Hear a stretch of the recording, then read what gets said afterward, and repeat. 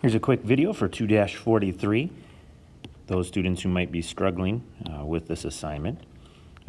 We are asked to find the area of this figure, and so we're going to break this down so that we can kind of find the area of the whole piece. Finding the area of this whole thing is awfully difficult, just like this. So what we'll do is we will break it down into 3 components. Okay, for 3 components. So I'll break it down to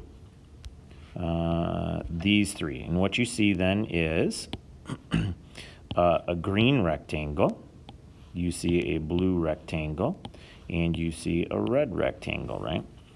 And the area of any rectangle, right? Area of any rectangle is length times width. Length times width. So if we look at the green one, for example, we have, what is the length of that one? The length of the green one is 5, and the width is 2. That one's pretty easy. It's pretty straightforward. Now, why didn't we use that 3? That 3 is only part of the length of the whole length of that rectangle, right? It's only part of it. And so it's not the full length of that rectangle. I'm going to skip the blue one for just a second. Let's talk about that red one. The red one, its length is pretty obvious there. It's 8. It's that whole piece in the bottom, and its width is 2 in this case. So that one's pretty straightforward too. It's the blue one that becomes a little bit more tricky. We don't know its length or width. Now I know you see the 6 there, but that 6 represents this whole piece. It does not represent this piece right there, right?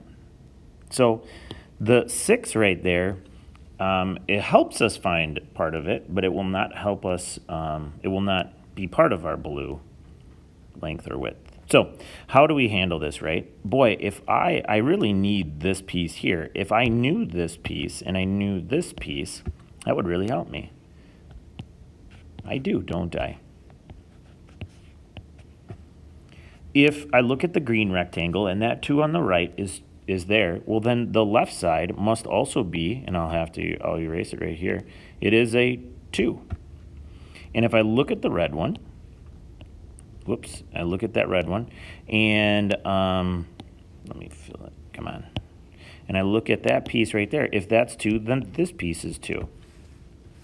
If we take a look, the top piece green is 2, the bottom piece red is 2. Well, in order for that whole thing to be 6, right, a full 6, then that blue piece must also be 2, right?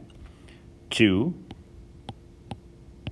plus 2 plus 2 yields the full 6, right? So that side is 2. So we're a little closer to what we need to do, right? So now to help me with that, I could come back and I could say, all right, 2 times something, right? What else is it? All right, without guessing, we can still come up with the correct answer.